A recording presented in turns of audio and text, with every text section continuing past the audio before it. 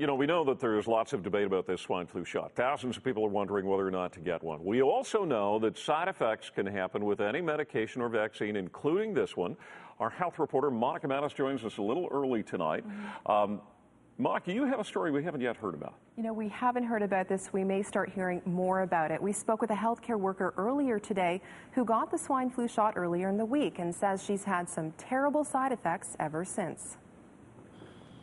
As a healthcare worker, Maria Gilbert felt it was important to get the swine flu shot. So she did on Tuesday, but was soon feeling unwell. The sort of tightness in my muscles and pain in my joints and the swellness in my arm, like my arm was really, I had no strength in my arm. She thought it would get better, but it just got worse. I started getting severe headaches and this tiredness, this fatigue you will not believe. And I was like, and then I started feeling like warm.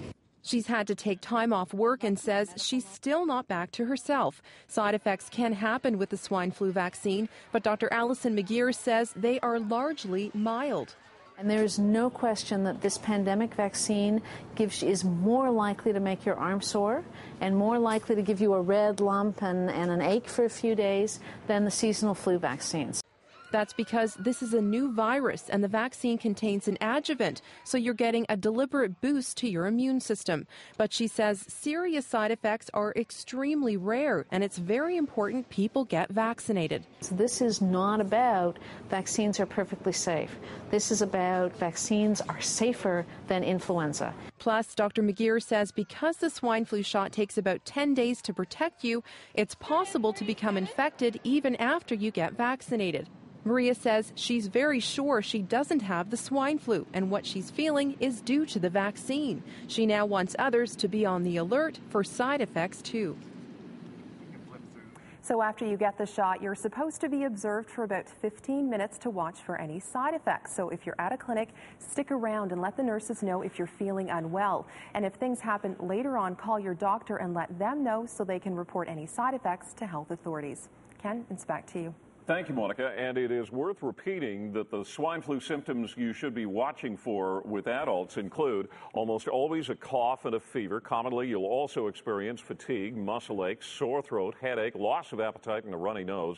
For children, parents need to pay attention to high fevers, coughing, difficulty breathing, discoloration of lips, and drowsiness. For small children, crankiness or not wanting to be held, not drinking fluids or not urinating may all be symptoms of H1N1.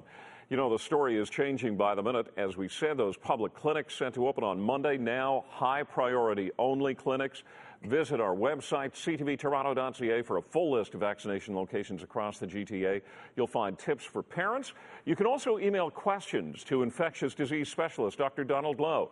And you can read Dr. Neil Rao's blog about the H1N1 virus. Again, you'll find all of that at ctvtoronto.ca.